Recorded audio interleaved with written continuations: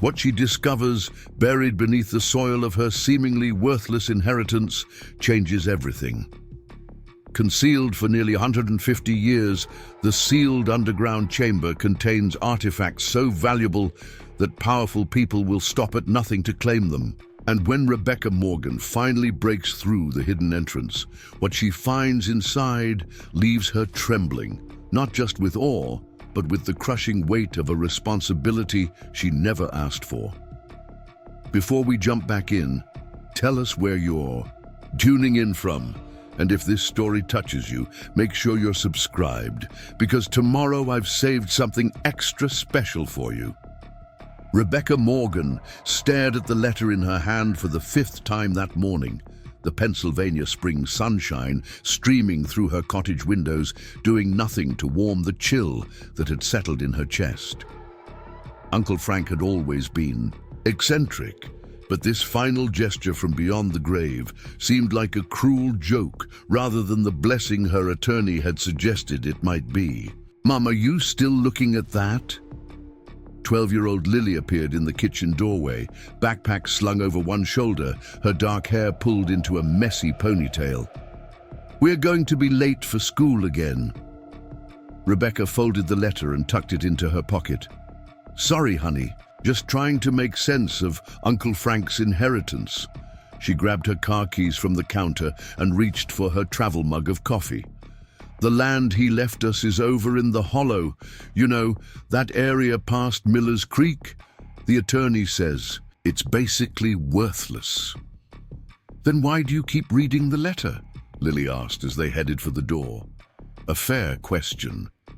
Rebecca had been supporting herself and Lily on her teacher's salary since her husband's death 3 years ago.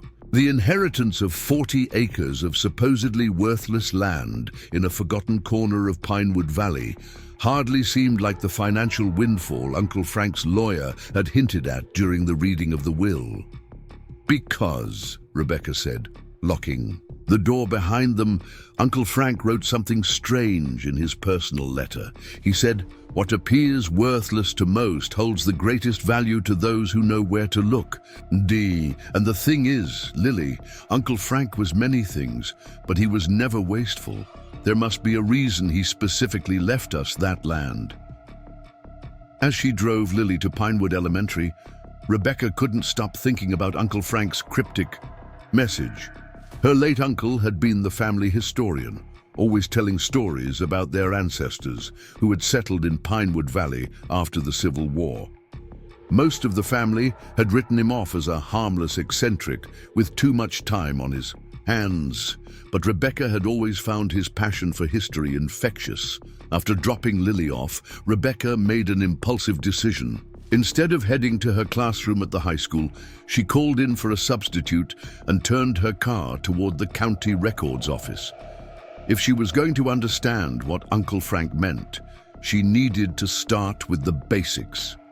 Exactly what was this land, and why had he been so determined she should have it? The county records office was housed in a grey stone building that had served as Pinewood Valley's first bank. The interior smelled of old paper and furniture polish, with fluorescent lights buzzing overhead, in stark contrast to the antique wooden filing cabinets lining the walls. "Morning, Rebecca," Sandra Wilson called from behind the counter. The town clerk's smile was sympathetic. "Heard about Frank's passing. Sorry for your loss." "Thanks, Sandra. I'm actually here about the property he left me out in the hollow. I'd like to see whatever records you have on it." Sandra's eyebrows rose slightly. "The old Peterson place. Hasn't been much out there since the flood of '79 washed most of the topsoil away. Harold Peterson's old cabin is probably just rotted timbers by now." She disappeared into a back room and returned with a large leather-bound ledger and a rolled tube that turned out to contain property maps. As Sandra spread the maps on a nearby table, Rebecca noticed how the boundaries of the property formed an unusual shape. Not the neat rectangle of most rural parcels, but something more deliberate, with angles that followed the natural contours of the land. "That's odd," Sandra said, tracing the property line with her finger. "Look how it hugs that ridge line there and curves around to include that small tributary of Miller's Creek. Almost like whoever originally surveyed the property was trying to include something specific." Rebecca felt a flutter of excitement. "Do you know when the original survey was done?" Sandra flipped through the ledger. "Looks like 1874. Your ancestor Harold Peterson purchased it directly from the county." She squinted at the faded handwriting. "There's a note here about a special provision in the deed. Something about mineral rights being retained by the family in perpetuity, even if the land were sold. That's unusual for that time period." Rebecca leaned closer. "Mineral rights? Was there mining in that area?" "Not that I've ever heard of. The hollow's always been considered poor land. Thin soil, too rocky for good farming. Most folks avoided it even during the settlement days." The conversation was interrupted by the arrival of Marcus Graham, whose Valley View Development Company had been buying up rural properties throughout the county for a new housing subdivision. "Mrs. Morgan," he nodded politely. "My condolences on your uncle's passing." "Thank you, Mr. Graham." Marcus glanced at the map spread before them, and something in his expression changed when he recognized the property. Ah, the hollow. Frank's old obsession. He smiled, but it didn't reach his eyes. "You know, if you're interested in selling that parcel, Valley View would make you a fair offer. Not much, of course. The land's practically useless, but it would save you the property taxes." Rebecca felt a surge of protectiveness she couldn't quite explain. "I'm not looking to sell right now, but thank you." Marcus handed her his business card. "Well, the offer stands. Sometimes it's better to let go of things that are just a burden.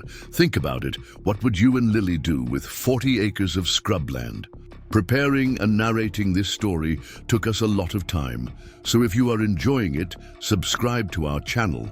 It means a lot to us. Now back to the story." After he left, Sandra leaned forward conspiratorially.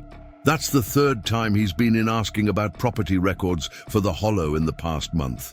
Always claimed he was just researching the whole area for his development, but he sure seemed interested in your uncle's land specifically." Rebecca tucked the business card into her pocket, her curiosity deepening. "Can I get copies of these records?" An hour later, Rebecca's trunk contained copies of maps, deeds, and historical surveys. Her next stop was the site itself. She'd driven past the hollow countless times, but had never had reason to explore it. Now, as she turned onto the rutted dirt road that led to the property, she felt a strange mixture of anticipation and trepidation. The road ended at an overgrown clearing, where the remains of what must have been Harold Peterson's cabin stood. Little more than a crumbling stone foundation now, with a collapsed chimney at one end. Beyond the cabin site, the land sloped gently downward toward Miller's Creek, covered in scrubby pines and underbrush. It did indeed look worthless at first glance. Rebecca got out of her car and stood for a moment, trying to see what Uncle Frank might have seen. The spring breeze carried the scent of pine and damp earth. Birds called from the trees, but nothing jumped out as particularly valuable or interesting. With the property maps in hand, Rebecca began to walk the boundaries, following the survey markers. The unusual shape of the property made more sense on the ground. It followed natural features like ridgelines and watercourses rather than arbitrary straight lines. She was nearing the most irregular boundary section when her foot struck something hard that didn't feel like the natural stone of the area. Kneeling, Rebecca brushed away leaves and dirt to reveal what appeared to be a flat piece of metal embedded. In the ground, it was roughly the size of a dinner plate and covered with tarnish and corrosion. Using a stick, Rebecca cleared more of the surrounding soil. The metal piece was larger than she initially thought, extending deeper into the ground. It wasn't natural to the area.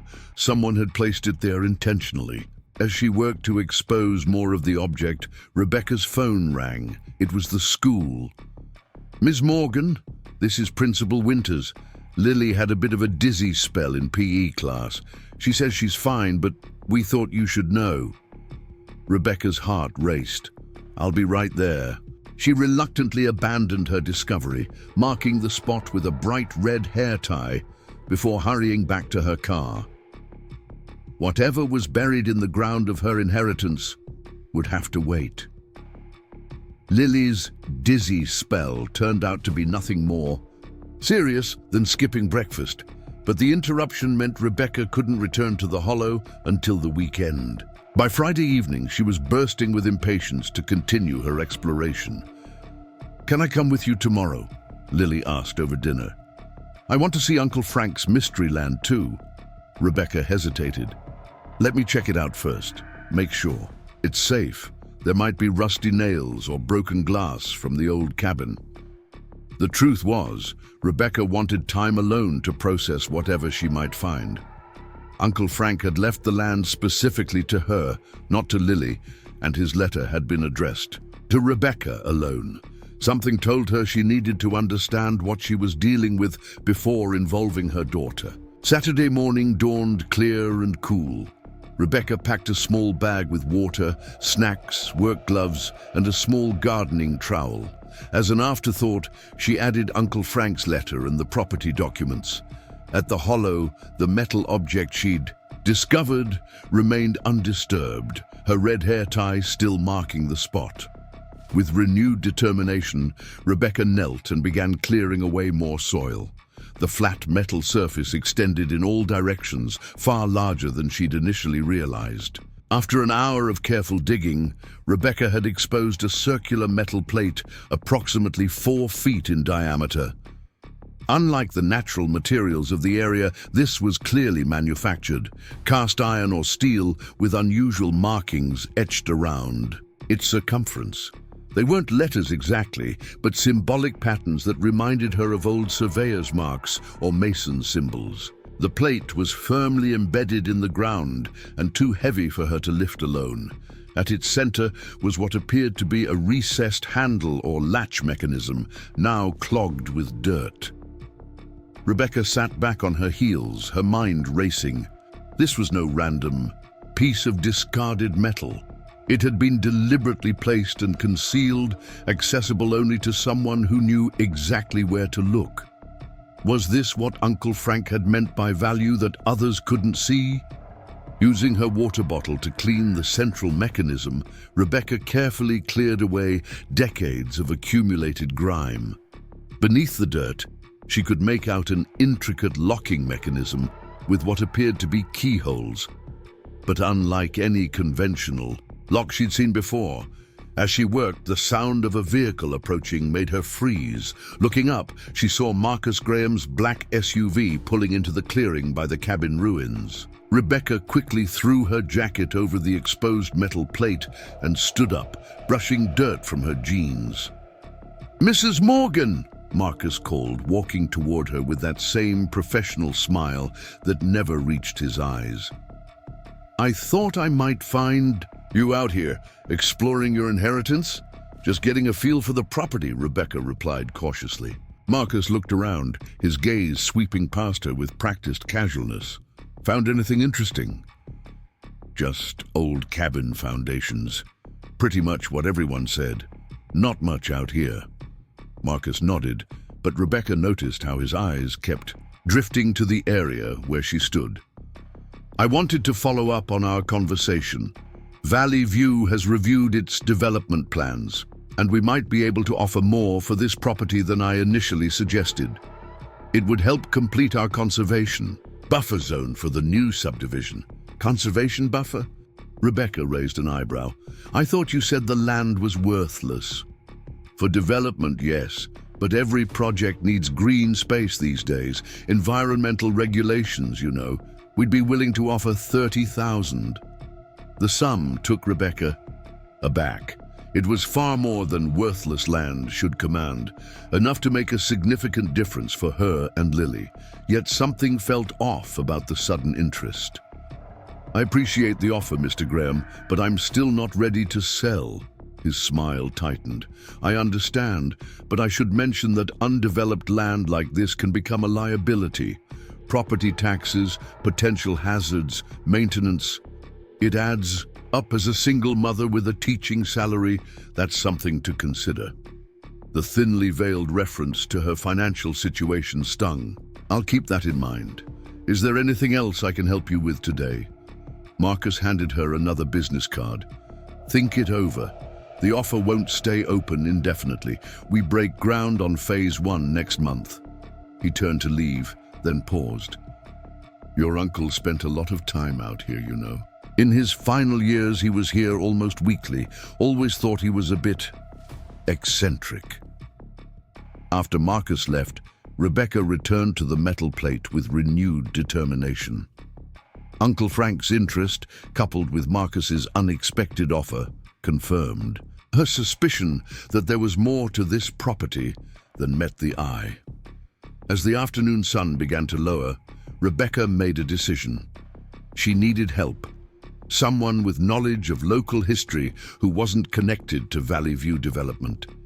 She remembered Walter Dawson, the retired librarian who had been her uncle's friend and fellow history enthusiast. Rebecca found Walter at his cottage on the edge of town, surrounded by books and historical maps. The elderly man's eyes lit up when she mentioned Uncle Frank and the Hollow. Frank never told you? Walter looked surprised. We'd been researching that land for years. The Hollow isn't just some worthless patch of ground, it's historically significant. Walter pulled an old leather-bound book from his shelves. This is a journal kept by Harold Peterson, your ancestor and the original owner of that land.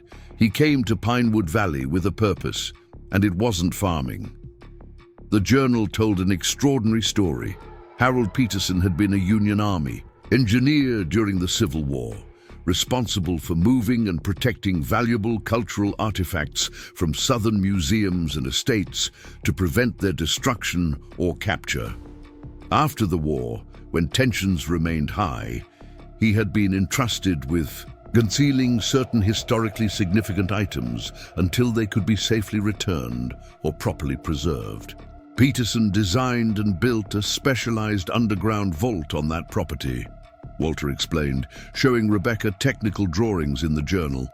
The entrance was disguised as a well cap, but was actually the door to a sophisticated storage facility.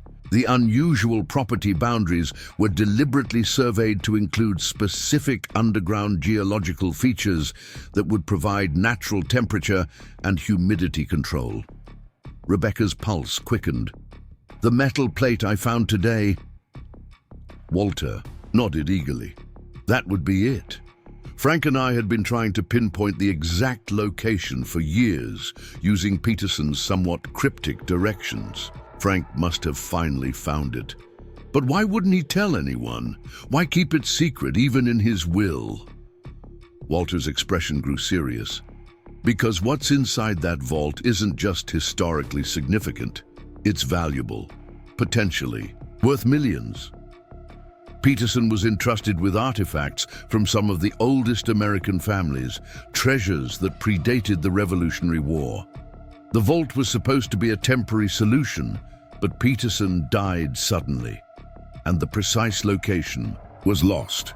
Rebecca sat back, stunned. And now Marcus Graham wants to buy the land. Graham's not just after suburban development land, Walter said grimly.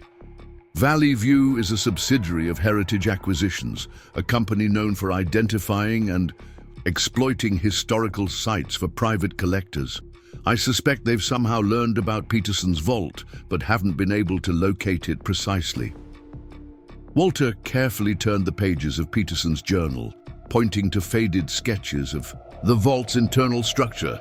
Look here, he designed it with multiple chambers, each maintaining different environmental conditions. The main vault has a sophisticated ventilation system that draws air through natural limestone filters. The secondary chambers use the constant temperature of the underground spring to regulate humidity. Rebecca studied the drawings with growing amazement. This is incredible engineering for the 1870s. Peterson was ahead of his time, Walter agreed. He combined traditional building techniques with innovations he developed during the war. The Union Army faced enormous logistical challenges, preserving supplies and materials in varied field conditions. Peterson applied those lessons to create a preservation environment that could last for generations without maintenance. As Rebecca examined the journal more closely, she noticed something peculiar about the vault's locking mechanism. These looked like astronomical symbols. Walter smiled. Yes, Peterson was an amateur astronomer, quite common for engineers of that era who relied on celestial navigation for surveying. He created a lock that would align with specific stellar configurations at certain times of the year. It was his way of ensuring that only someone with both the physical key and the proper knowledge could access the vault. Rebecca remembered Uncle Frank's cryptic postscript, "Remember the stars guide us as they did for those who came before." "Did my uncle have the key?" she asked. Walter's expression turned enigmatic. Frank believed the key wasn't a physical object but knowledge itself, specifically understanding which stellar alignments Peterson had used as his reference points. He pulled another volume from his bookshelf, a worn astronomical almanac. From the 1870s, Peterson would have used something like this. The positions of stars change over time due to precession, but if we calculate the shifts over the past 150 years, we might be able to determine the specific configurations he referenced. Rebecca checked her watch. It was growing late, and Lily would be wondering where she was. "I should get home, but can I borrow these? I want to study them tonight." "Of course," Walter said, gathering the journal and almanac. "But Rebecca, be careful. If I'm right about Graham and Heritage Acquisitions, they won't be pleased that you found what they've been searching for." Frank was very concerned about them in his final months. "What do you mean?" Walter hesitated. Frank believed he was being watched. He thought someone had broken into his house while he was away. Nothing taken, but papers moved, files disturbed. That's why he became so secretive about his research on the Hollow. He even started using a safety deposit box at the bank for his most important notes. Rebecca felt a chill. Did he report it to the police? Sheriff Wilson looked into it, but there wasn't enough evidence to pursue it formally. Frank's health was declining by then, and some people— Walter paused, choosing his words carefully. Some people thought he was becoming paranoid.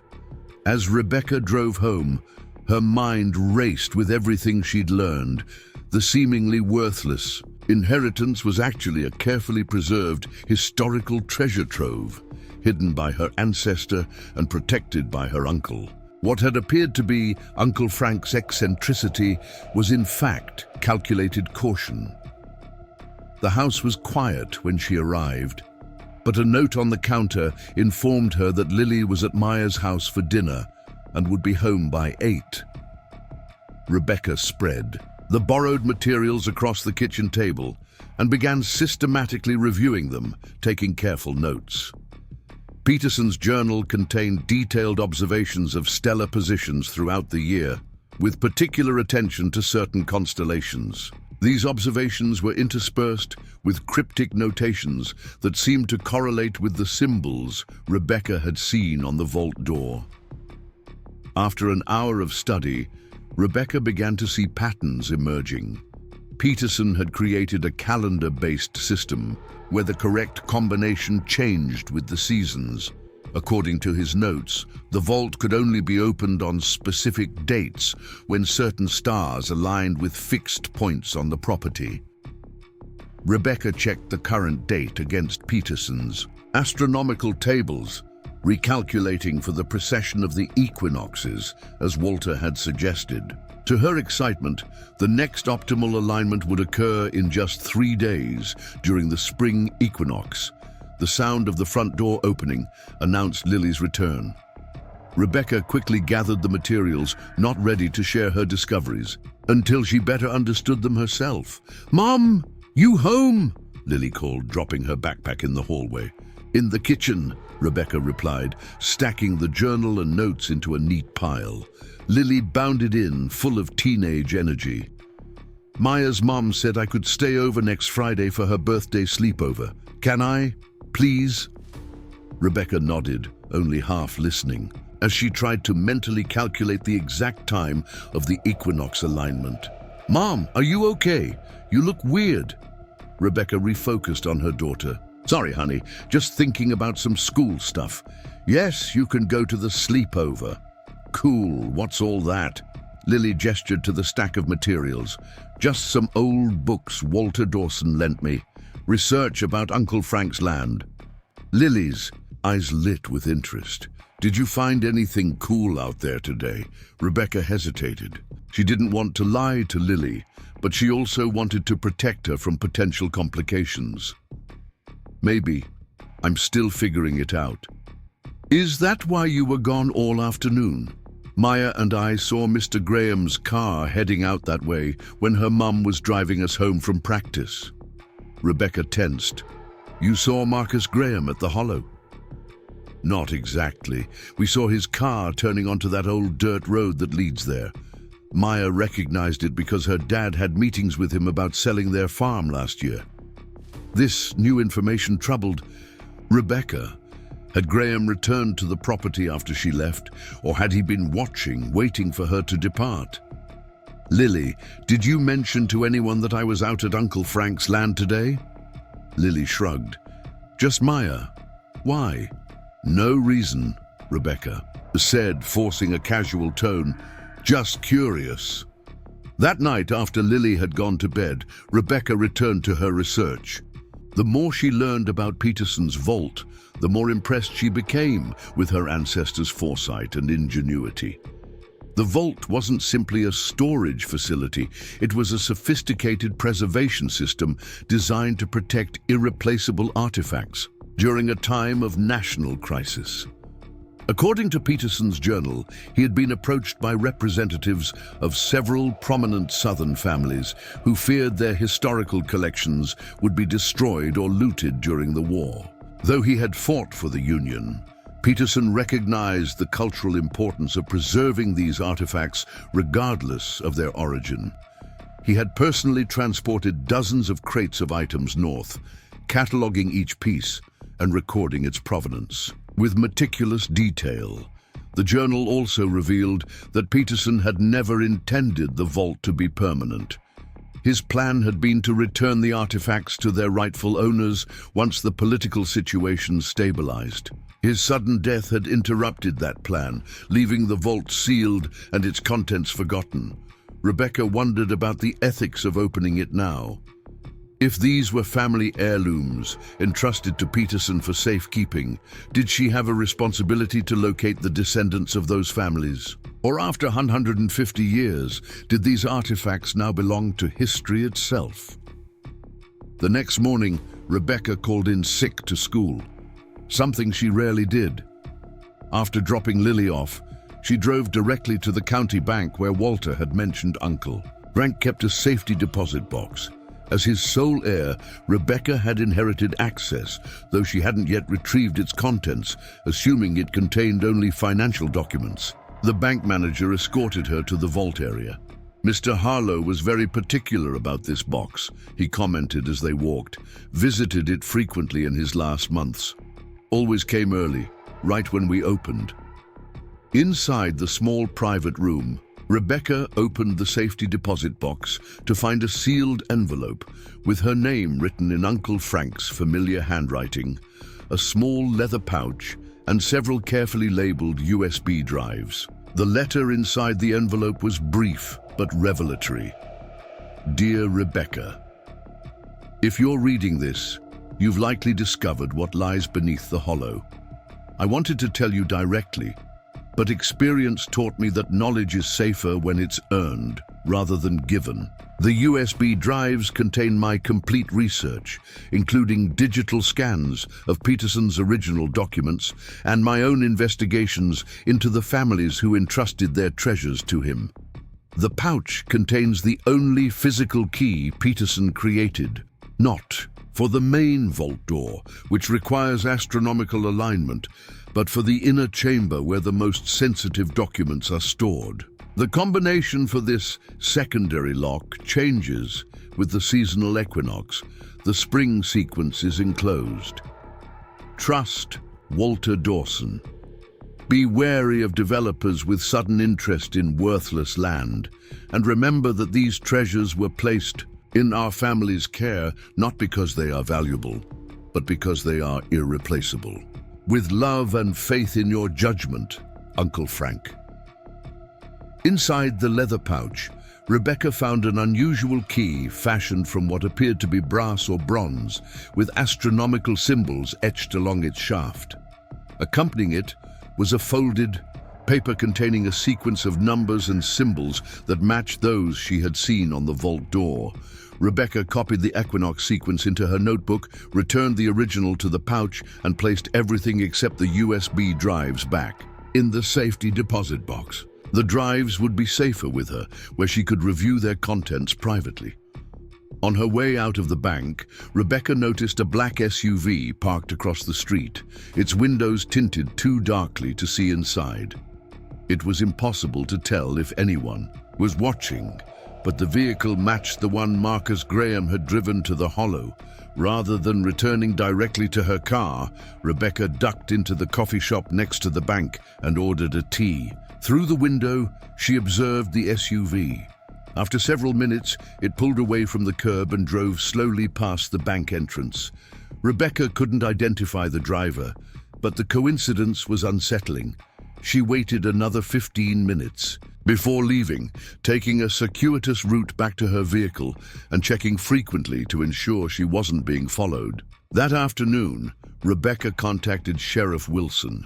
Without revealing exactly what she'd found, she expressed concern about potential trespassers at the Hollow.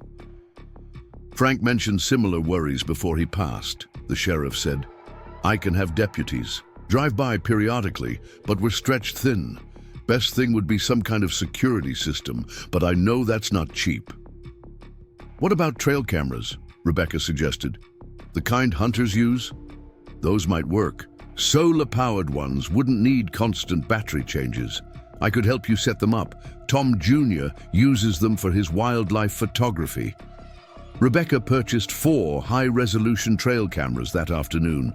With Sheriff Wilson's help, she positioned them strategically around the Hollow, with clear views of both the cabin ruins and the area where she'd discovered the vault door. The cameras would activate when they detected motion, capturing images that would upload automatically to a secure cloud account if they were within range of the cellular network. That evening, Rebecca began reviewing the contents of Uncle Frank's USB drives. The first contained exactly what his letter had described: high-resolution scans of Peterson's journals, inventory lists, and detailed provenance records for each artifact stored in the vault. The second drive held Uncle Frank's research into the families who had entrusted their treasures to Peterson, including genealogical records tracing their descendants to the present day. The third drive, however, contained something unexpected: surveillance photos of Marcus Graham meeting with individuals identified in accompanying notes as known dealers in grey market antiquities. There were also screenshots of emails discussing acquisition opportunities in Pinewood Valley, with specific mention of the Peterson site.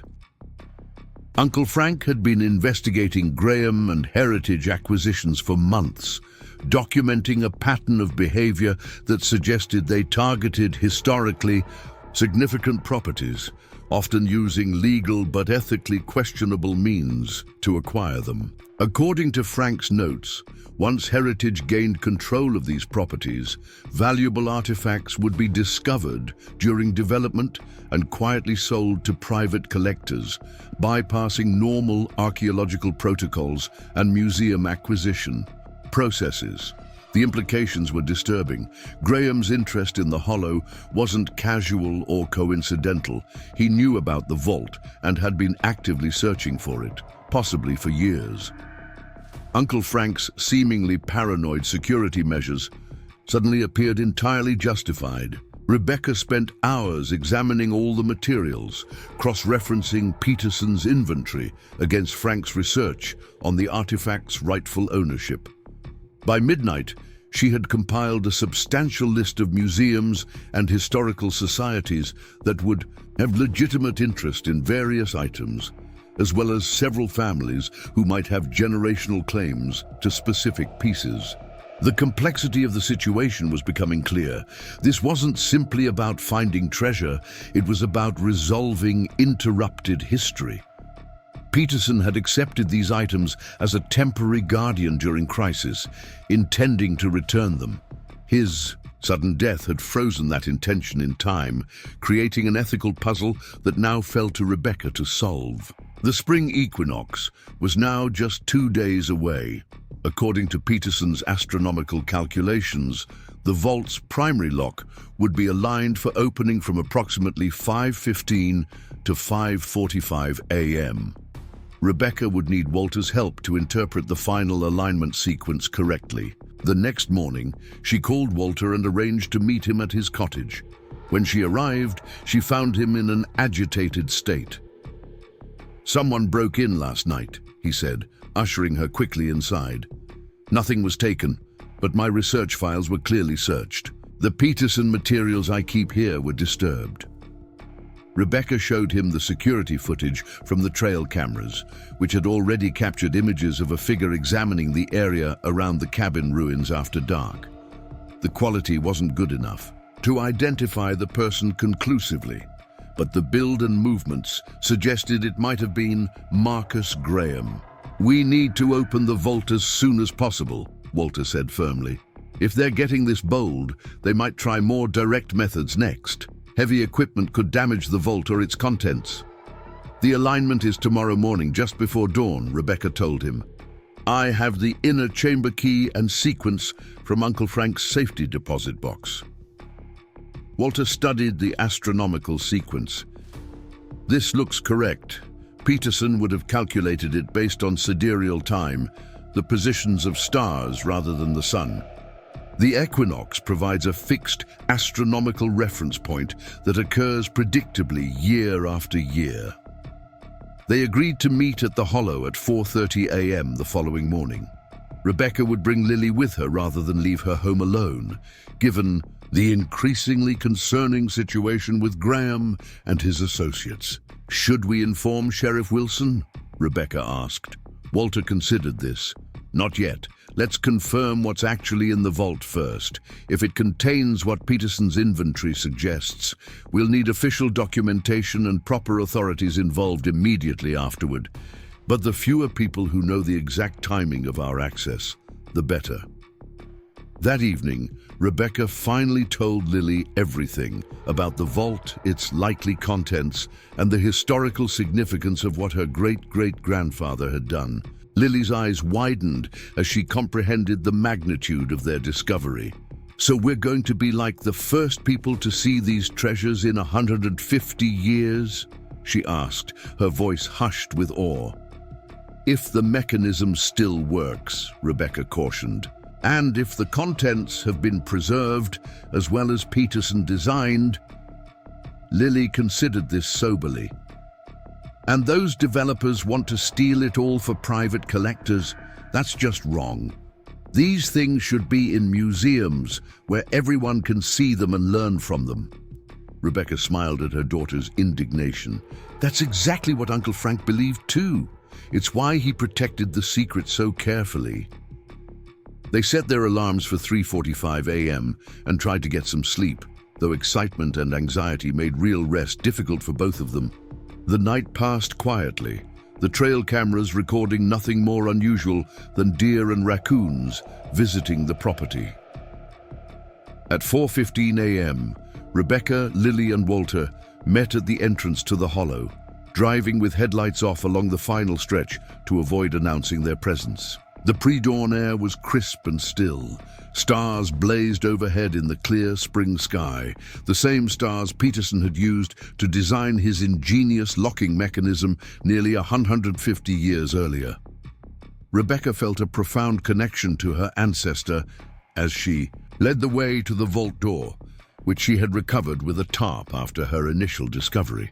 Walter carried an astronomical almanac and a specially designed compass that measured celestial alignments. Lily brought a backpack containing high-powered flashlights, a first aid kit, and documentation materials, notebooks, measuring tools, and a digital camera with extra batteries. As they uncovered the vault door, the metal surface seemed to gleam in the beam of their flashlights, the engraved symbols standing out in sharp relief.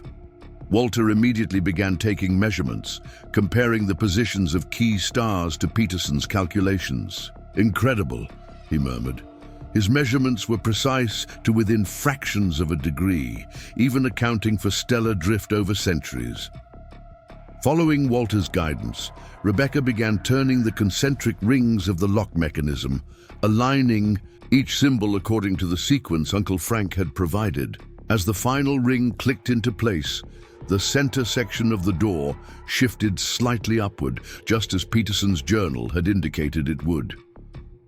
Rebecca inserted the brass key from Frank's safety deposit box into a previously hidden keyhole and turned it counterclockwise. There was a moment of resistance, then a series of mechanical clicks as internal tumblers released.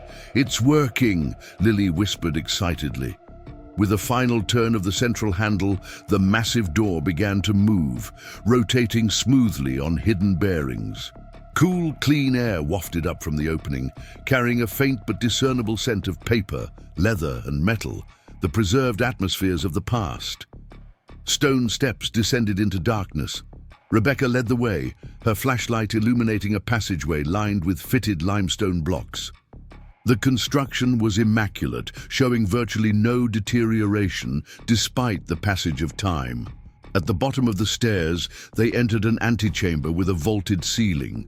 The room contained what appeared to be monitoring equipment: glass, tubes containing colored liquids, mechanical hygrometers, and other devices designed to track environmental conditions. "Peterson's Environmental Control Center," Walter explained, examining the antiquated but ingenious equipment. These would have allowed him to monitor conditions in each storage area without opening the main chambers. Beyond the antechamber lay the primary vault. As Rebecca's flashlight swept across the room, all three of them gasped in unison. The chamber was approximately 30 feet square, with walls lined with custom-built cabinets and shelving units. In the center stood a massive table covered with maps and documentation. But it was the contents of the shelves that took their breath away. Hundreds of artifacts stood in careful arrangement: porcelain vases, silver serving pieces, leather-bound books, document cases, small sculptures, scientific instruments, and painting frames holding canvases facing inward for protection. Each item bore a small metal tag with an inventory number corresponding to Peterson's catalog. "It's all here," Walter whispered, his voice wavering with emotion. "Exactly as described in the inventory, perfectly preserved." Rebecca approached one of the cabinets containing what appeared to be family documents and carefully opened it.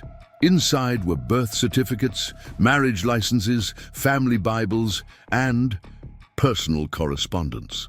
The irreplaceable paper heritage of families who had feared losing everything in the destruction of war. Another cabinet held scientific instruments, microscopes, telescopes, and measuring devices that represented the cutting edge of 1860s technology. A third contained medical equipment and pharmaceutical supplies that would provide valuable insights into Civil War-era treatment approaches. Lily pointed to a large cabinet near the back wall. "Mom, look at those." The cabinet contained elaborate textiles, quilts, tapestries, and ceremonial garments carefully preserved in acid-free wrappings. According to the accompanying inventory, a card These were culturally significant pieces representing various traditions, including Native American ceremonial garments and African American freedom quilts, with encoded symbols that had helped guide escaped slaves northward. This isn't just a collection of valuable antiques, Rebecca realized aloud. It's a deliberate cross-section of American cultural heritage, preserved from a time when it was at risk of being lost forever. Walter nodded soberly. Peterson wasn't just protecting valuables. He was preserving history itself, the tangible links to our past that help us understand who we are. As they carefully explored the vault, they discovered that Peterson had organized the collection meticulously. One section contained items from southern plantations and estates. Another held artifacts from northern industrial families. A smaller but significant area preserved Native American cultural items, while another contained African American historical documents, including manumission papers and early civil rights declarations. In the center of the main table lay Peterson's master ledger, open to the final entry dated just weeks before his death. The faded handwriting recorded his ongoing communication with families awaiting the return of their treasures and his plans for properly documenting the collection before its dispersal. He never intended this to be permanent, Rebecca said, carefully turning the brittle pages.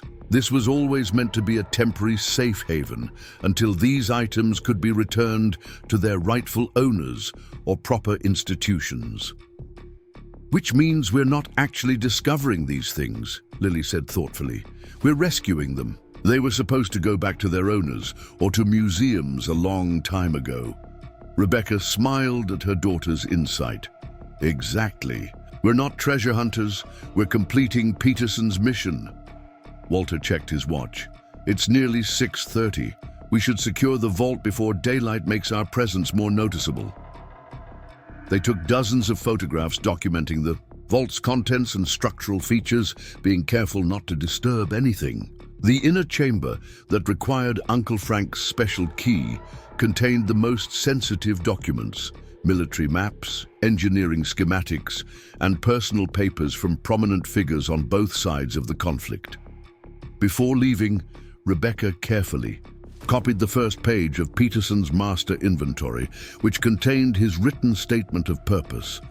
These artifacts and documents represent our shared American heritage, entrusted to my care during a time of national division. They belong not to the victors or the defeated, not to North or South, but to future generations who will need these tangible connections to understand their past. I accept this trust with humility and the firm intention to see each item returned to its rightful place when peace and reason prevail. As they secured the vault door, realigning the astronomical symbols to their locked position, Rebecca felt the weight of responsibility that had passed from Peterson to Uncle Frank, and now to her. These weren't just valuable antiques. They were irreplaceable threads in the fabric of American history. The sun was just cresting the horizon as they made their way back to their vehicles. The new day brought clarity to Rebecca's purpose. This wasn't about financial windfall or personal gain. It was about historical justice and cultural preservation. What do we do now? Lily asked as they drove home. Rebecca exchanged glances with Walter in the rearview mirror. Now, we do exactly what Peterson and Uncle Frank would have wanted. We contact the proper authorities, document everything officially, and begin the process of fulfilling Peterson's original mission, returning these treasures to where they belong. What none of them noticed was the small drone hovering high above the hollow, its camera capturing their departure and transmitting the images to a receiver in a black SUV parked just beyond the property line. Rebecca spent a restless night, her dreams filled with strange symbols and hidden chambers. She woke before dawn. Peterson's journal and the astronomical almanac spread across her bed, where she'd fallen asleep studying them. The complexity of the vault's locking mechanism was extraordinary. Not just a simple combination, but an intricate system that changed with the seasons and the movement of the stars themselves. After getting Lily off to school, Rebecca called the high school to request a substitute teacher for her classes. This was too important to delay, especially with Marcus Graham's sudden interest in the property and Walter's concerns about heritage. Acquisitions. Her phone rang as she was gathering supplies for another trip to the Hollow. It was Walter, his voice tight with urgency. "Rebecca, I've been going through some additional records. There's something about the vault I didn't mention yesterday. Something Frank discovered but couldn't verify before he died." "What is it?" According to Frank's notes, Peterson didn't act alone. He was part of a network of union engineers and sympathetic Southerners who recognized the importance of preserving cultural heritage regardless of political divisions. The vault at the Hollow may be just one of several similar repositories established throughout the eastern United States. This revelation added new dimensions to Rebecca's understanding of her inheritance.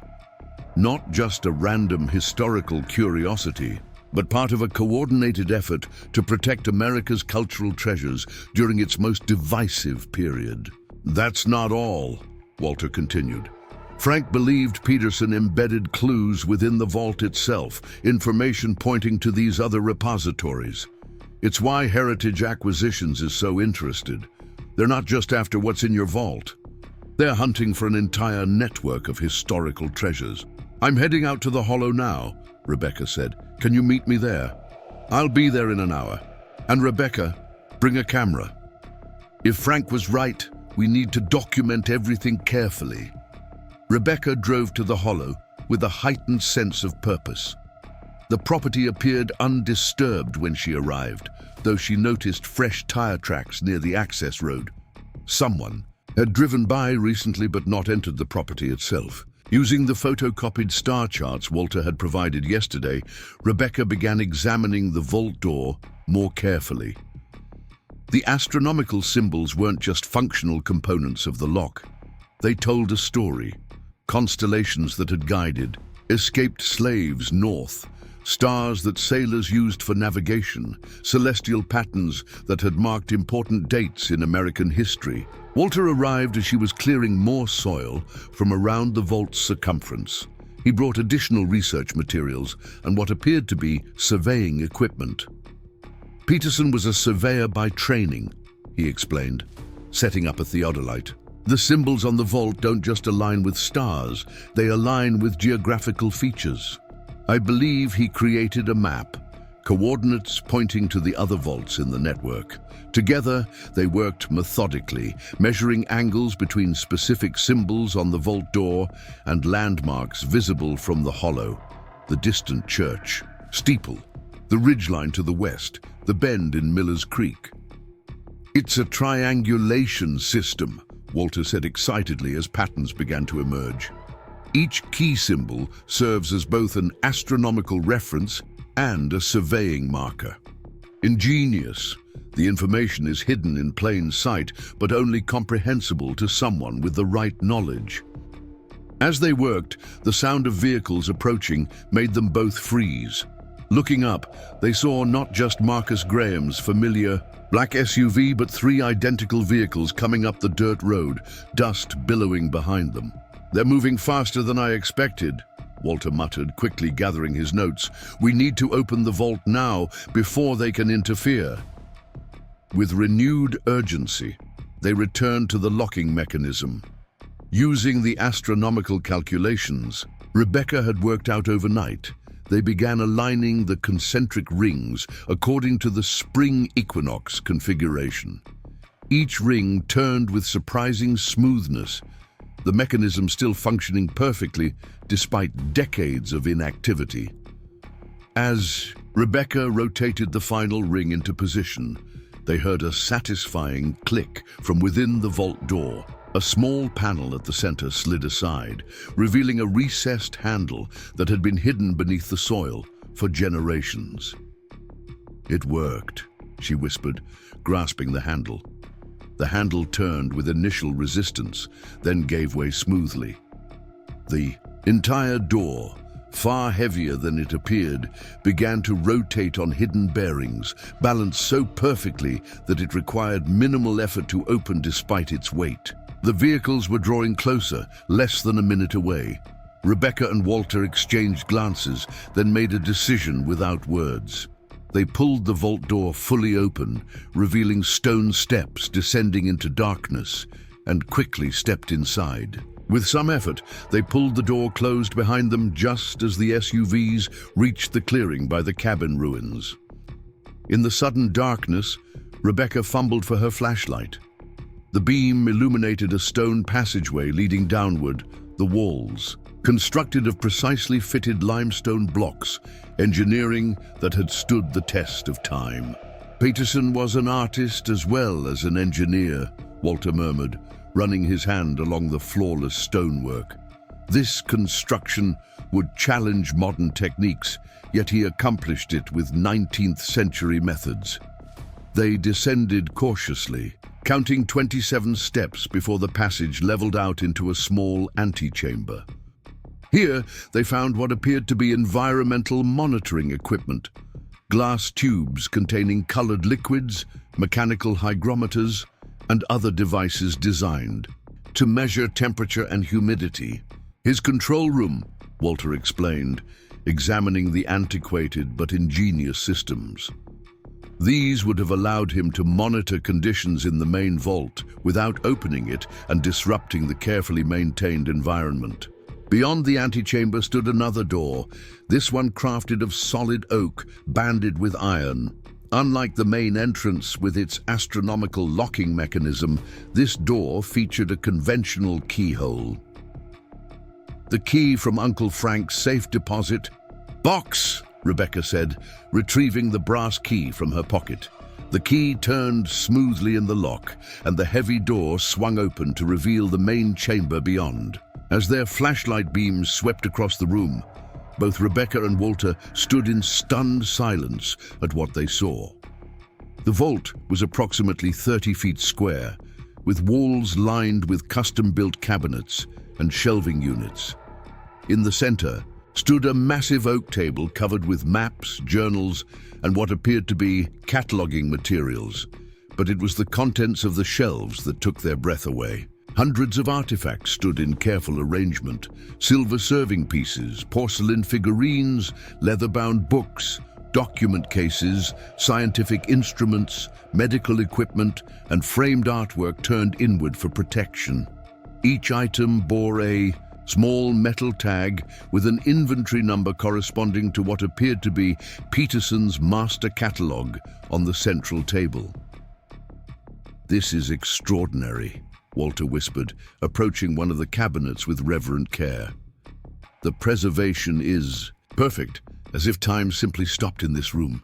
Rebecca examined a cabinet containing what appeared to be family documents, birth certificates, marriage licenses, personal correspondence, and family Bibles. Another section held scientific instruments that would have represented cutting-edge technology in the 1860s. "Look at Peterson's organization," Walter said, studying the cataloging system. He arranged everything by both origin and type. This section contains items from Virginia plantations. This one holds New England manufacturing, family's artifacts. Here's a collection of Native American ceremonial objects. And this, he paused, his voice catching, this section contains African American historical documents, including manumission papers and early civil rights declarations. Rebecca opened a leather-bound ledger on the central table. It contained Peterson's meticulous inventory, with each item recorded alongside its provenance, historical significance, and the name of the family or institution that had entrusted it to his care. The final pages of the ledger contained Peterson's personal statement, dated just weeks before his death. These artifacts and documents represent not merely valuable possessions, but our nation's cultural memory, tangible links to our shared past that transcend the divisions of our recent conflict. I have accepted temporary guardianship of these treasures with the solemn commitment to see each returned to its rightful owners or appropriate institutions once stability returns. Should Providence prevent me from completing this mission, I entrust this responsibility to my descendants, confident that they will recognize the sacred nature of this obligation and fulfill it with integrity. As Rebecca read these words aloud, they heard the muffled sounds of movement above. Graham and his associates were searching the property, no doubt looking for the vault entrance that Rebecca and Walter had closed behind them. "We need to document everything quickly," Walter said, taking photographs with the camera they'd brought. "They'll eventually figure out where the entrance is, especially if they have the stolen research materials."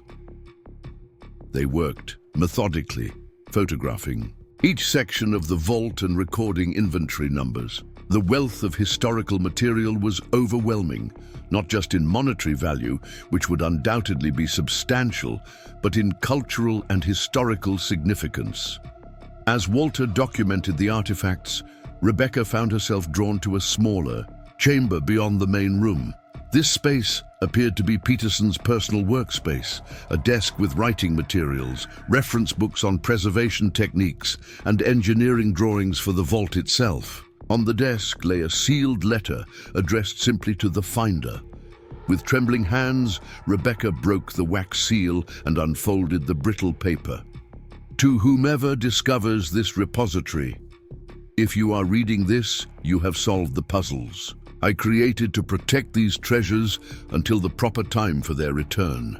I designed this vault not to hide these artifacts permanently, but to preserve them during a period when emotions ran too high for rational decisions about their disposition.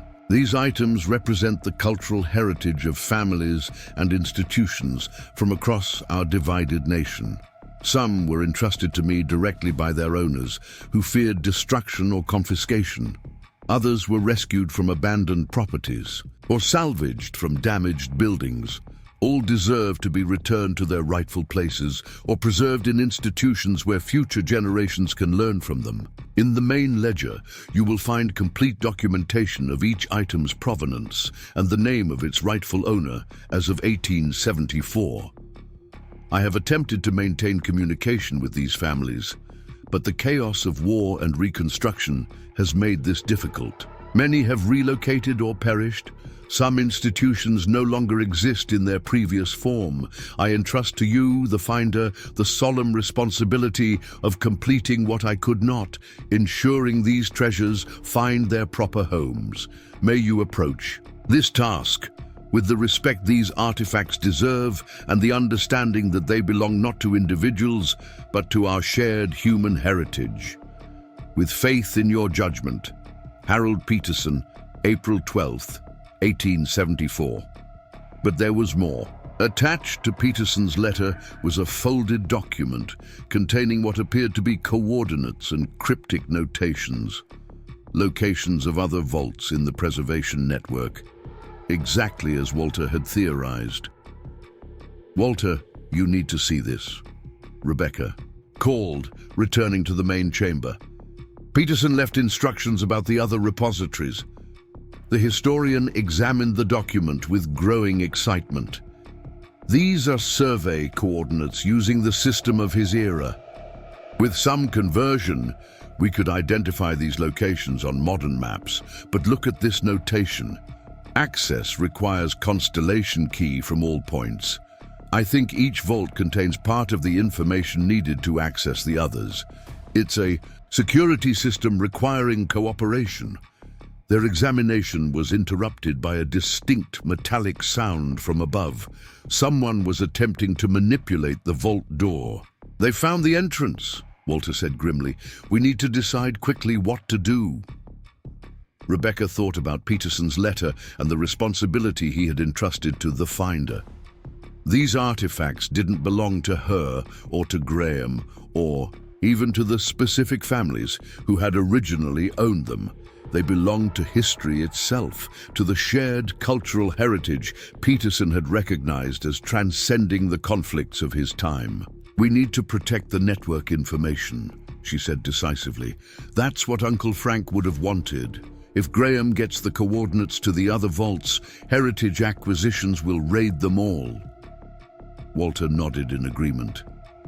"But how do we get out of here? They're blocking the only entrance we know about." Rebecca turned back to Peterson's workspace, searching for clues. The engineering drawings of the vault were extraordinarily detailed, showing not just the main chamber, but the surrounding geological features that Peterson had incorporated into his design. "Look at this," she said, pointing to a section of the drawing. Peterson built a secondary exit, a narrow passage connecting to a natural limestone cave system that eventually opens near Miller's Creek. It was designed as an emergency escape, a route. Walter examined the drawing. "Brilliant. The unusual property boundaries make sense now." Peterson specifically included the cave system within the survey to ensure the escape route remained on his land. The sounds from above grew louder. Graham's people were making progress with the door mechanism. Rebecca quickly photographed Peterson's network document, then returned it and the letter to the desk exactly as she'd found them. If Graham discovered the vault, he would find the letter, but without the context of Walter's research and Uncle Frank's notes, the coordinates alone might not be immediately decipherable. Following Peterson's drawings, they located the secondary exit, a narrow passage concealed behind what appeared to be an ordinary cabinet in the main chamber. The passage was tight, clearly designed for emergency use rather than comfort, but it was passable. "We should take some evidence," Walter said, hesitating before they entered the passage. "Something to prove what we've found without revealing the location of the other vaults." Rebecca considered this, then carefully removed a small leather-bound notebook from Peterson's desk. Unlike the main inventory, this appeared to be his personal journal, containing observations about the preservation techniques he had developed and the philosophical principles that had guided his work. "This will give us what we need without compromising the network," she said, securing the journal in her jacket pocket. The escape passage was narrow and winding, forcing them to proceed single file. After about 50 yards, the constructed tunnel gave way to natural limestone formations, the cave system Peterson had incorporated into his design. The air grew damper, and they could hear the faint sound of water in the distance. Miller's Creek must feed into these caves during flood seasons, Walter observed, his voice echoing slightly in the confined space. Peterson probably discovered the system while surveying the property and recognized its potential. They followed the natural passage for nearly a quarter-mile, guided by periodic marks Peterson had carved into the rock, subtle directional indicators that would appear, natural to casual observation, but served as waypoints for those who knew to look for them. Eventually, the passage began to slope upward, and they could see natural light filtering through what appeared to be dense vegetation. They emerged from a narrow opening partially concealed by bushes, finding themselves on the banks of Miller's Creek, well away from the cabin site where Graham and his associates were focused. "We're on the eastern edge of the hollow," Walter said, orienting himself by the position of the sun. "About half a mile from where we entered the vault." From their position by the creek, they could see the cabin clearing in the distance. 3 black SUVs remained parked there, while several men in business attire appeared to be examining the area around the vault entrance. "What now?" Rebecca asked, brushing dirt from her clothes. "We need allies," Walter replied. "People who understand the historical significance of what we've found and have the authority to protect it." They made their way cautiously through the woods, staying out of sight until they reached Walter's car, which they had parked on an old logging road some distance from the main entrance to avoid detection. Their first stop was the county sheriff's office. Sheriff Tom Wilson had been friends with Uncle Frank for decades and had taken a dim view of Heritage Acquisition's aggressive land acquisition tactics in the valley. Frank was worried about something out at that property, the sheriff said, after they explained the situation. Kept talking about historical preservation and responsibilities to future generations. I figured it was just his historian's passion, but clearly there was more to it. While the sheriff couldn't provide official protection for the vault without proper documentation, he agreed to monitor the situation at the Hollow and ensure that Graham's people didn't remove anything from the property without authorization. Land disputes and trespassing, those I can enforce, he said pragmatically. The historical stuff will need experts from the state level, but I can keep an eye on things until they arrive.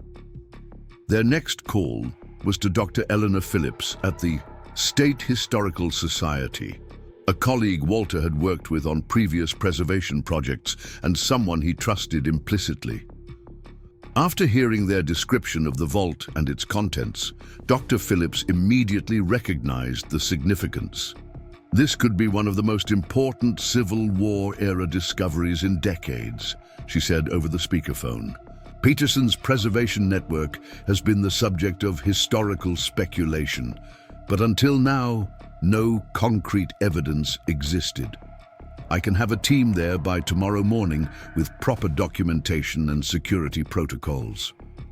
While they waited for official support to arrive, Rebecca and Walter took refuge at Walter's cottage to review Peterson's journal and the photographs they'd taken in the vault.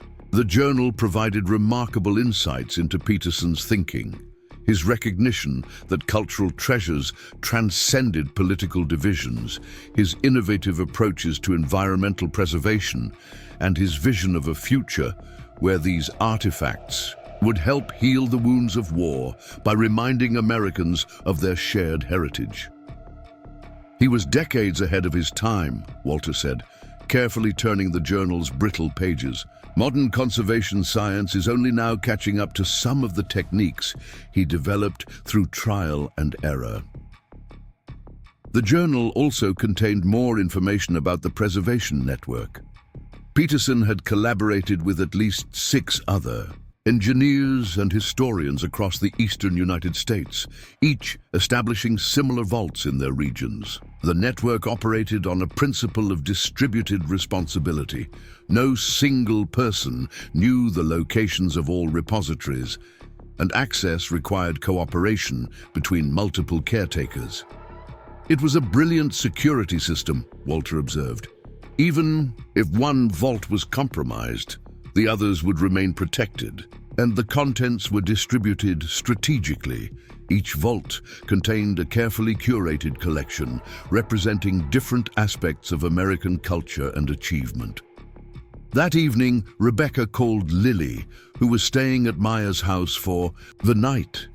Without revealing the full situation, she explained that she was working with Walter on a project related to Uncle Frank's property and would see her tomorrow. "Is it about the mystery land?" Lily asked. "Did you find something cool?" Rebecca smiled at her daughter's perceptiveness. "Yes, something very cool. I promise I'll tell you all about it tomorrow." As night fell, Sheriff Wilson called with an update. Graham's team had departed the Hollow after several hours, but had stationed 2 men in a vehicle at the property entrance, clearly intending to monitor any activity. "I had a little chat with them," the sheriff said with satisfaction in his voice. "Reminded them about trespassing laws and how seriously we take them in this county. They're staying on the public road for now, but they're definitely watching the place." Dr. Phillips and her team from the State Historical Society were scheduled to arrive at 8 a.m. the following day. They would bring the necessary equipment and documentation to properly catalog the vault's contents and establish initial preservation protocols. Rebecca spent the night at Walter's cottage, neither of them able to sleep much as they continued, reviewing Peterson's journal and developing a plan for the vault's protection. The journal's final entries were particularly poignant, written as Peterson realized his health was failing and that he might not complete his mission of returning the artifacts to their rightful owners. "I entrust this task to Providence and to those who will come after me," he had written. "May they recognize these treasures not as spoils to be claimed, but as heritage to be preserved, not as possessions to be owned, but as birthright to be shared." At dawn, Rebecca and Walter met Sheriff Wilson at his office to coordinate the approach to the hollow. Graham's watchman remained stationed at the property entrance, necessitating an alternative access route. "There's an old hunting trail that crosses the western boundary," the sheriff suggested. "It's overgrown now, but still passable. We can bring Dr. Phillips and her team in that way, avoid a confrontation." When Dr. Phillips arrived with 3 conservation specialists and equipment for preliminary documentation, Rebecca was struck by the historian's immediate grasp of the situation's significance. "If what you've described is accurate," Dr. Phillips said, as they drove toward the alternative access point, "this discovery will rewrite our understanding of cultural preservation efforts during the Civil War era. Most historians believe these treasures were lost forever, looted, destroyed, or scattered beyond recovery." They approached the hollow from the west, leaving their vehicles concealed on the neighboring property and proceeding on foot through dense woods. Graham's watchman remained oblivious to their presence, focused on the main entrance a half-mile away. When they reached the vault site, Rebecca was relieved to find the entrance apparently undisturbed. Either Graham's team had been unable to operate the locking mechanism, or they had chosen to wait for additional resources before attempting entry. Using the astronomical alignment techniques Rebecca had mastered, they reopened the vault door and led Dr. Phillips and her team inside. The historian's reaction upon seeing the main chamber validated everything Rebecca and Walter had felt the day before, a mixture of awe, professional excitement, and profound respect for Peterson's achievement. "This is beyond anything I could have imagined," Dr. Phillips whispered, carefully examining a collection of Civil War-era medical instruments. "The preservation is extraordinary, museum quality after nearly 150 years." The State Historical Society team worked methodically, photographing and cataloging key items, taking environmental readings, and establishing preliminary conservation protocols. Dr. Phillips focused particularly on Peterson's master inventory, recognizing its value not just in documenting the vault's contents, but in establishing provenance for items that had been presumed lost. "This inventory is a historical document of immense importance in its own right," she explained. "It provides direct evidence of ownership and cultural context that will be crucial for proper attribution and eventual repatriation." As the team worked, Sheriff Wilson returned from his surveillance position with concerning news. Graham had arrived with additional personnel, including what appeared to be a locksmith and someone operating ground-penetrating radar equipment. "They're getting serious about gaining access," the sheriff reported, "and they're on the phone constantly. Seems like they're getting instructions from someone higher up." Dr. Phillips made a quick decision. "We need to secure this site legally before they force entry. I'm calling the State Attorney General's office to request an emergency preservation order." While the state's attorneys worked to process the emergency order, Rebecca made a discovery in Peterson's workspace that changed their understanding of the situation.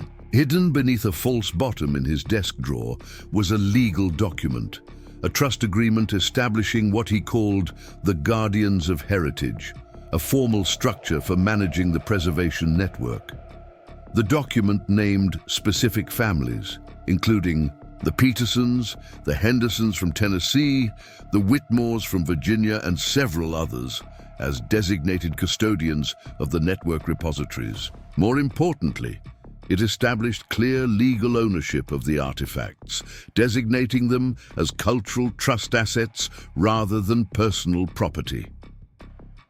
"This changes everything," Dr. Phillips said after examining the document. Heritage Acquisitions has been operating on the assumption that these artifacts are abandoned property, legally available to whoever owns the land where they're found. This trust agreement, though antiquated, establishes a clear chain of custody and designated purpose that modern courts would likely uphold. By mid-afternoon, the State Attorney General's office had issued the Emergency Preservation Order, officially designating the Hollow as a protected historical site and prohibiting any unauthorized access to the vault. Sheriff Wilson delivered copies to Graham and his team, who received the news with poorly concealed frustration. "This isn't over," Graham warned as he reluctantly prepared to depart. "Heritage Acquisitions has substantial resources and legal expertise. We'll challenge this order." "You're welcome to try," Sheriff Wilson replied evenly. "But in the meantime, this property and everything on it is under state protection. Any attempt to access it without authorization will result in immediate arrest." As Graham's vehicles finally departed, Rebecca felt a weight lift from her shoulders. The immediate threat had been addressed, though she harbored no illusions that Heritage Acquisitions would simply abandon their pursuit. Dr. Phillips and her team completed their initial documentation by early evening, gathering enough evidence to support a formal application for National Historic Landmark status for the Hollow and its vault. "What happens next?" Rebecca asked as they secured the vault entrance. "We'll establish proper security and environmental monitoring," Dr. Phillips explained, "then begin the painstaking process of fully documenting each artifact according to modern conservation standards. Eventually, we'll need to address the question of appropriate disposition. Which items should go to museums, which might be returned to descendant families if they can be identified, which belong in academic research collections." "And the other vaults?" Walter asked quietly. "The network Peterson established?" Dr. Phillips considered this carefully. "That presents both an extraordinary opportunity and a significant ethical challenge. If we announce the existence of the network publicly, we risk setting off a treasure hunt that could damage the other repositories before they can be properly documented. But keeping the information restricted feels contrary to the academic principles of open research." In the end, they decided on a middle path. Dr. Phillips would assemble a confidential consortium of trusted historians and preservation experts from institutions in the regions where Peterson's coordinates suggested other vaults might be located.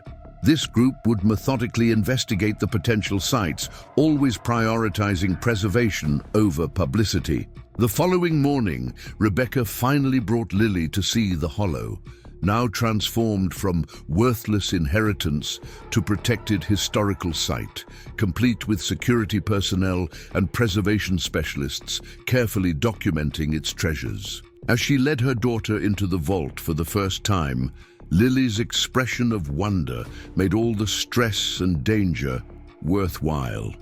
The 12-year-old moved through the main chamber with natural reverence, intuitively understanding the significance of what surrounded her. "Uncle Frank knew about this all along, didn't he?" Lily asked, carefully examining a Civil War-era compass that had belonged to a Confederate naval officer. "That's why he left it specifically to you." Rebecca nodded. "I think he'd been searching for it for years, using clues from Peterson's journals and his own historical research. He must have finally located it shortly before he died. But why didn't he just tell you about it?" Rebecca thought about this question, which had puzzled her from the beginning. "I think he understood something important, that discovering this ourselves, earning the knowledge, rather than simply being given it, would help us appreciate its true value and responsibility." Lily considered this thoughtfully. "Like how you always make me work through math problems myself, instead of just giving me the answers." Rebecca smiled. "Exactly like that.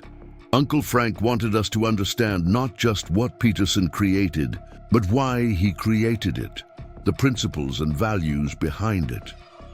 As they explored the vault together, Rebecca realized that her worthless inheritance had given her something far more valuable than financial security. It had connected her and Lily to their family's legacy of preservation and responsibility. It had revealed a chapter of American history previously lost to time, and it had demonstrated that true value lies not in possession, but in stewardship, protecting important things not just for oneself, but for everyone. Outside, the spring sun illuminated the hollow with new clarity.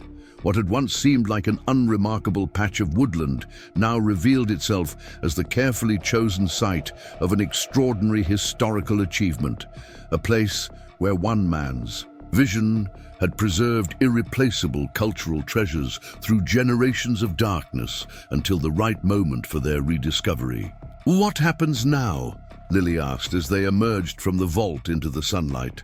Rebecca looked across the property that had transformed from burden to blessing in just a few days. "Now we become what Peterson and Uncle Frank always intended, not owners, but guardians, and not just of objects, but of the principles they represent." In the distance, Dr. Phillips and her team were establishing a temporary research station near the cabin ruins. The State Historical Society had committed substantial resources to properly document and preserve the vault's contents. What had begun as a seemingly worthless inheritance had revealed itself as a priceless historical treasure. Not just for Rebecca and Lily, but for all who valued the tangible connections to America's complex past. And somewhere, Rebecca imagined, both Peterson and Uncle Frank were smiling at how perfectly their plan had unfolded. The vault found, its contents preserved, and its guardian chosen exactly as they had hoped. The main chamber was breathtaking in its scope and preservation. Approximately 30 feet square with a vaulted ceiling, its walls were lined with custom-built cabinets and shelving units, each designed to protect specific types of artifacts. At the center stood a massive oak table covered with leather-bound ledgers and maps, all meticulously preserved despite the passage of nearly 150 years. Rebecca's flashlight beams swept across the contents of the shelves. Silver serving pieces with elaborate engravings, porcelain figurines of extraordinary delicacy, leather-bound books with gold-embossed spines, document cases labeled in faded but legible handwriting, scientific instruments whose brass components still gleamed, and framed artwork turned inward for protection, the backs of the frames bearing detailed information about the contents. "This is..." Walter's voice faltered as he tried to find words adequate to describe what surrounded them. "This is beyond anything I imagined. The preservation is perfect." Rebecca approached one of the cabinets containing what appeared to be family documents: birth certificates, marriage licenses, personal correspondence, and leather-bound family Bibles. Another section held military items, including uniforms and medals preserved in sealed containers. A third contained scientific and medical equipment that would have represented cutting-edge technology in the 1860s. Peterson wasn't just storing random valuables, Walter said, examining the organizational system. He created categories, items from Virginia plantations here, New England manufacturing families there, Native American cultural artifacts in this section, African American, historical documents in that one. This wasn't hoarding, it was deliberate cultural preservation. Rebecca opened a leather-bound ledger on the central table. It contained Peterson's inventory, each item meticulously recorded, with its provenance, historical significance, and the name of the family or institution that had entrusted it to his care. The handwriting was elegant but practical, the kind of script developed by someone who needed to record information efficiently without sacrificing legibility. The final pages of the ledger contained Peterson's statement of purpose, dated just weeks before his death. These artifacts and documents represent our shared American heritage, entrusted to my care during a time of national division. They belong not to the North or South, not to victors or vanquished, but to future generations who will need these tangible connections to understand their past. I accept this trust with humility and the firm intention to see each item returned to its rightful place when peace and reason prevail. As Rebecca read these words aloud, they heard muffled voices from above. Graham and his associates had arrived and were likely searching for the vault entrance. "We don't have much time," Walter said, taking photographs with the camera they'd brought. "They'll find the entrance eventually, especially if they have the research materials they stole from my house." They worked quickly, documenting as much as possible. Rebecca discovered a smaller chamber beyond the main room that appeared to be Peterson's workspace. A desk with writing materials, reference books on preservation techniques, and detailed drawings of the vault's construction.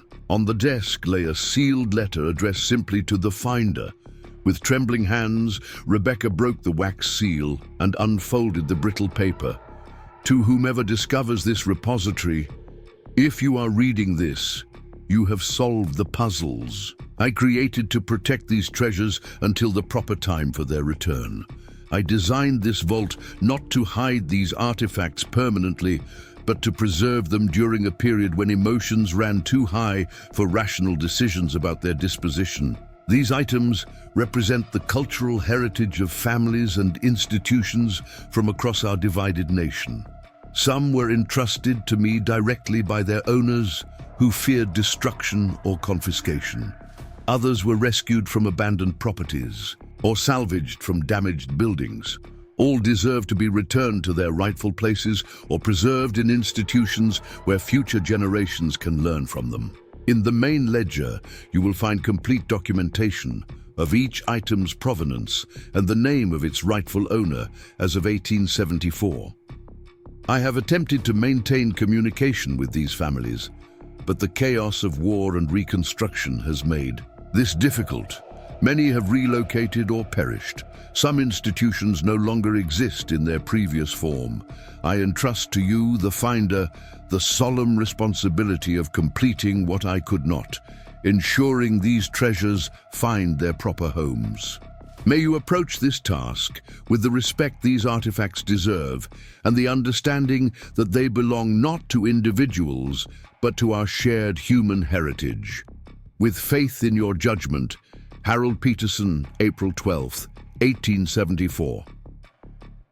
Attached to the letter was another document containing coordinates and cryptic symbols, the locations of other vaults in the preservation network, exactly as Walter had theorized. Each location was accompanied by a name, presumably Peterson's fellow preservationists, and a symbol that appeared to be part of a larger code or key. "This confirms everything," Walter said, examining the document. "Peterson created a network of preservationists, each with their own vault. But look at this notation. No repository may be accessed without the combined keys." He built in a safeguard requiring cooperation between the custodians. The sounds from above grew more distinct. Heavy footsteps moved across the ground over their heads, and they could hear the muffled sound of metal detectors or other scanning equipment. "They're getting close," Rebecca said, her voice tense. "What do we do?" Walter thought for a moment. "We need to protect this information about the network. That's what Graham is really after, the locations of all the vaults. If he gets that, Heritage Acquisitions will raid each one before proper preservation authorities can be notified." Rebecca quickly photographed Peterson's letter and the network document, then returned them exactly as she had found them. If Graham discovered the vault, he would find the letter, but without the context of Walter's research and Uncle Frank's notes, the coordinates might not be immediately decipherable. "We need to find another way out," Rebecca said, examining Peterson's workspace more carefully. "I can't believe he would create this elaborate vault without an emergency exit." Walter nodded in agreement. Peterson was an engineer. He would have built redundancy into the design. They began searching the walls of Peterson's office for any signs of a secondary passage. In the main chamber, they could hear the vault. Doctor beginning to move. Graham's team had figured out the astronomical alignment and was opening the entrance. Rebecca's fingers found a slight depression in what appeared to be solid stone along the back wall of Peterson's office. When she applied pressure, a section of the wall moved slightly, revealing the edge of a hidden door. "Emergency exit," Walter whispered triumphantly. "Quick!" The hidden door opened to reveal a narrow passage, clearly designed for evacuation, rather than regular use. They slipped through just as they heard the outer door of the main chamber open and voices echo in the antechamber. The escape tunnel was tight and winding, carved through natural limestone formations. After about 50 yards, the constructed passage gave way to what appeared to be a natural cave system, with Peterson's marks subtly carved at key junctions to guide the way. "The unusual property boundaries make sense now," Walter said as they carefully navigated the passage. Peterson deliberately included this cave system within his survey to ensure the escape route remained on his land. They followed the natural tunnel for nearly a quarter-mile, guided by Peterson's subtle markings. Eventually, the passage began to slope upward, and they could see natural light filtering through vegetation. They emerged from a narrow opening partially concealed by bushes on the banks of Miller's Creek, well away from the cabin clearing where Graham and his team were focused. "We're on the eastern edge of the hollow," Walter said, orienting himself, "about half a mile from where we entered." From their position, they could see the cabin clearing in the distance. Several men in dark clothing moved around the area of the vault entrance, while others appeared to be setting up equipment. "We need help," Rebecca said, brushing dirt from her clothes. "People who understand the historical significance of what we've found and have the authority to protect it." They made their way carefully through the woods until they reached Walter's car, which they had parked on an old logging road some distance from the main entrance. Their first stop was the county sheriff's office. Sheriff Wilson had been friends with Uncle Frank for decades and had already expressed concerns about Heritage Acquisition's aggressive tactics in the valley. "Tom, we need your help," Rebecca said when they were seated in his office. "There's something on my property at the Hollow that needs protection, something of significant historical importance." The sheriff listened attentively as they explained about Peterson's vault and its contents, looking increasingly troubled as he understood the magnitude of what they'd discovered. Frank mentioned something about historical preservation before he died, Sheriff Wilson said thoughtfully. "I thought he was just being his usual history buff self, but clearly there was more to it." While the sheriff couldn't provide official protection for the vault without proper documentation, he agreed to monitor the situation and ensure that Graham's people didn't remove anything from the property without authorization. "Land disputes I can handle," he said practically. "The historical stuff will need experts from the state level, but I can keep things stable until they arrive." Their next call was to Dr. Eleanor Phillips at the State Historical Society, a colleague Walter had worked with on previous projects and someone he trusted implicitly. After hearing their description of the vault and its contents, Dr. Phillips immediately recognized the significance. "This could be one of the most important Civil War-era discoveries in decades," she said, her voice excited even over the phone speaker. "The Peterson Preservation Network has been rumored in historical circles, but no concrete evidence has ever been found. I can have a team there by tomorrow morning with proper documentation and security protocols." While they waited for the Historical Society team to arrive, Rebecca and Walter carefully examined the photographs they'd taken inside the vault. The quality and range of artifacts was extraordinary, not just valuable antiques, but irreplaceable. Cultural touchstones spanning diverse aspects of American life in the pre-Civil War era. "Look at this section," Walter said, pointing to images of a cabinet containing Native American artifacts. These appear to be ceremonial objects from the Cherokee Nation, items that would have been lost during the Trail of Tears if someone hadn't preserved them. And here, he indicated another cabinet. These are documents related to early abolition movements, including what appears to be an original draft of Frederick Douglass's first autobiography. The historical significance was overwhelming, far beyond the monetary value of the artifacts themselves. Peterson hadn't simply been collecting valuable objects. He had been deliberately preserving a cross-section of American cultural heritage during a time when much of it was at risk of being lost forever. That evening, Sheriff Wilson called to report that Graham's team remained at the Hollow, apparently conducting a thorough examination of the vault. They had brought in portable generators and lighting equipment, suggesting they planned to work through the night. "I paid them a visit," the sheriff said with satisfaction in his voice. "Reminded them about trespassing on private property. They produced some paperwork claiming they're conducting an archaeological survey with the property owner's permission." "That's absolutely false," Rebecca said firmly. "I've given no one permission to access that vault." "That's what I figured. I've stationed Deputy Miller at the access road to monitor the situation.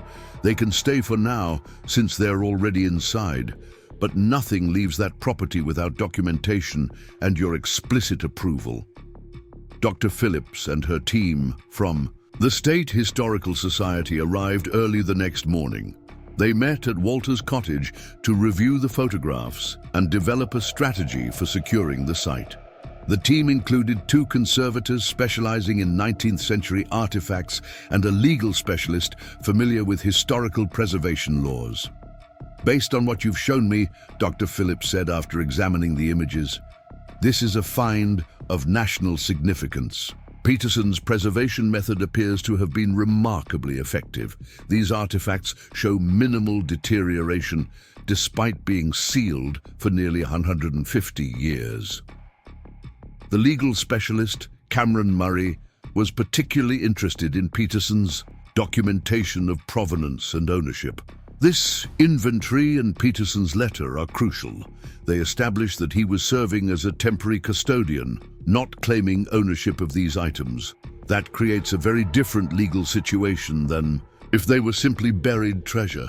Using the alternative access route through the woods, they approached the Hollow from the east, avoiding the main entrance where Graham's vehicles were still parked. Sheriff Wilson met them at the creek, accompanied by 2 deputies. "Graham's people have been working all night," the sheriff reported. "They're cataloging everything inside the vault. They've set up some kind of portable conservation lab in one of those big SUVs." Dr. Phillips looked grim. "They're preparing to remove artifacts before we can establish legal protection. We need to move quickly." As they approached the vault entrance, they found 2 men standing guard. Sheriff Wilson stepped forward, accompanied by his deputies. "Gentlemen, I'm Sheriff Tom Wilson. This is private property, and these individuals," he gestured to Rebecca and the Historical Society, "team are here at the owner's invitation. Please step aside." The guards looked uncertain. Then one spoke into a radio. Moments later, Marcus Graham emerged from the vault entrance, his expression shifting from annoyance to forced professionalism when he saw the assembled group. "Mrs. Morgan," he said smoothly, "I see you've brought reinforcements. We were just conducting a preliminary assessment of this remarkable historical find." "Without my permission," Rebecca responded firmly. "This is my property, Mr. Graham, and I did not authorize Heritage Acquisitions or anyone else to access this vault." Graham's smile tightened. "There seems to be some misunderstanding. Our company has standard survey rights in this area as part of our development planning. When we discovered this historical site, we naturally brought in our preservation specialists to ensure nothing was damaged." Dr. Phillips stepped forward. I'm Dr. Eleanor Phillips, Chief Historian for the State Historical Society. We've been asked by Ms. Morgan to properly document and preserve the contents of this vault. I must ask that your team cease all activities until we can establish appropriate protocols. Of course, Graham replied, though his tone suggested anything but agreement. However, Heritage Acquisitions has significant expertise in historical preservation. Perhaps we could collaborate on this project? That won't be necessary, Cameron Murray interjected, presenting Graham with a document. This is an emergency preservation order from the State Attorney General's office, designating this site as a protected historical resource pending full evaluation. All current activities must cease immediately, and the site must be secured against unauthorized access. Graham scanned the document, his professional facade cracking slightly. This seems rather premature. The historical significance hasn't even been fully established.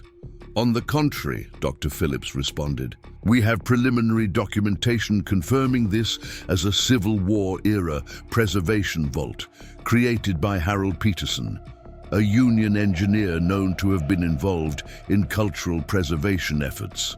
That alone justifies temporary protection while a full assessment is conducted.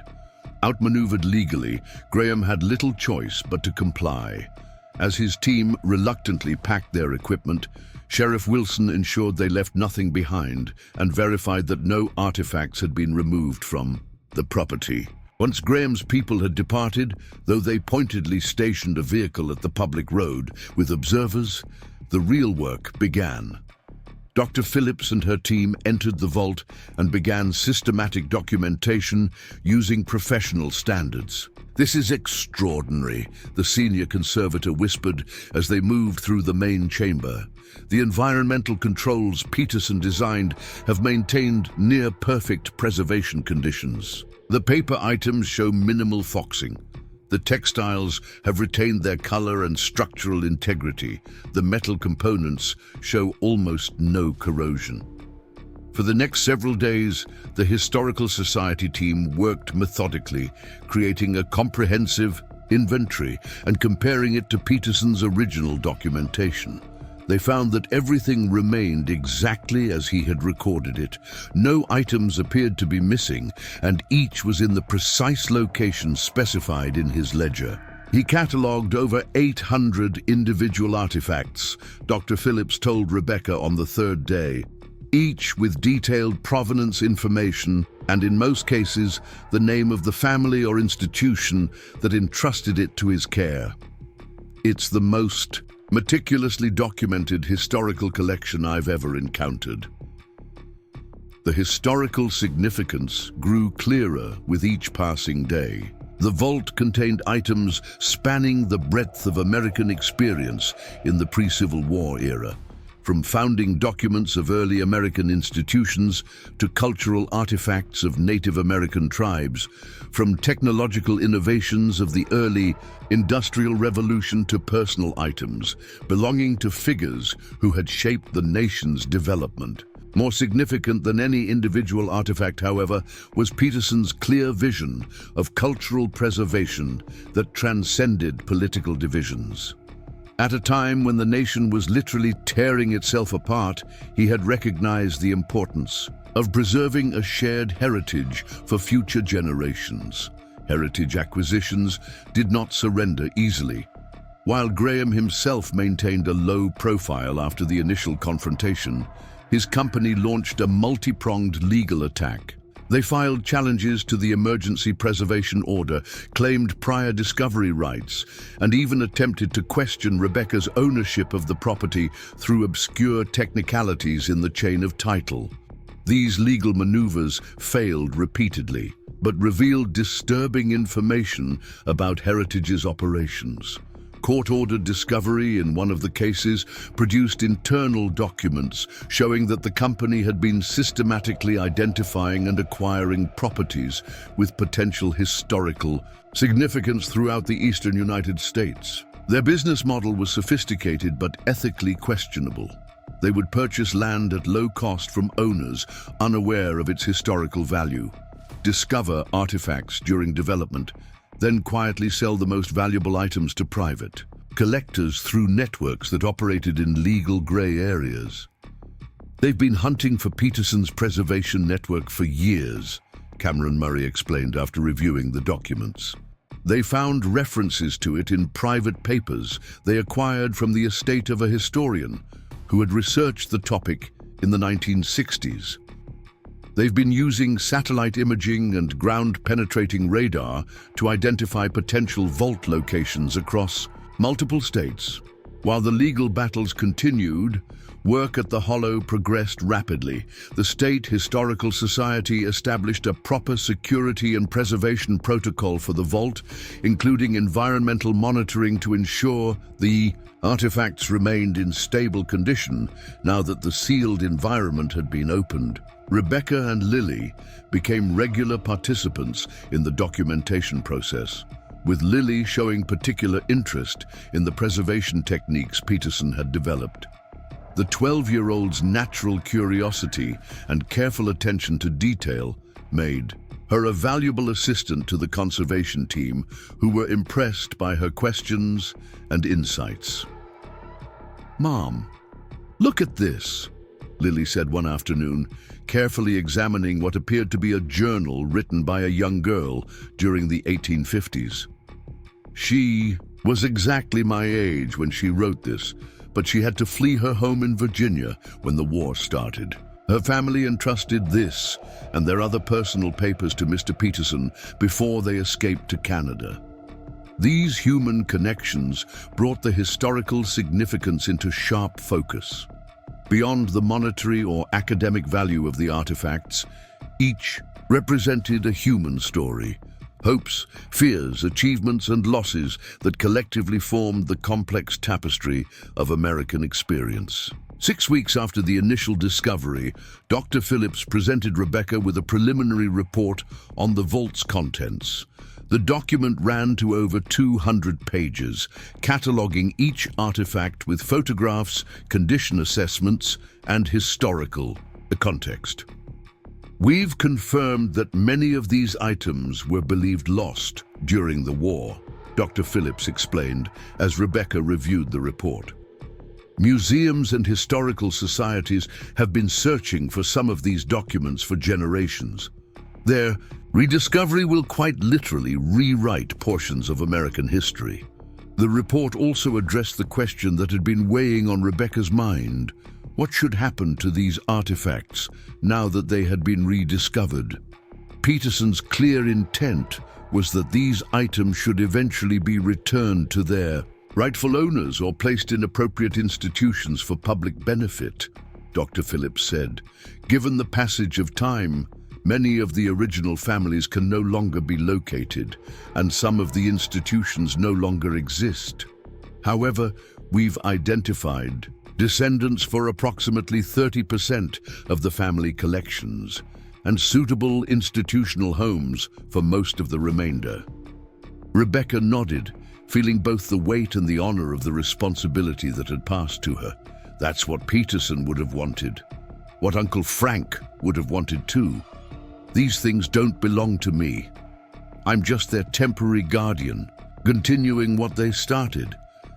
With the preliminary documentation complete, Rebecca established the Peterson Heritage Trust to oversee the proper disposition of the vault's contents. The Trust's mission, as defined in its founding documents, was to fulfill Harold Peterson's vision of returning these preserved artifacts to their rightful places, whether with descendant families or appropriate public institutions, ensuring that they remain accessible for education and understanding of our shared American heritage.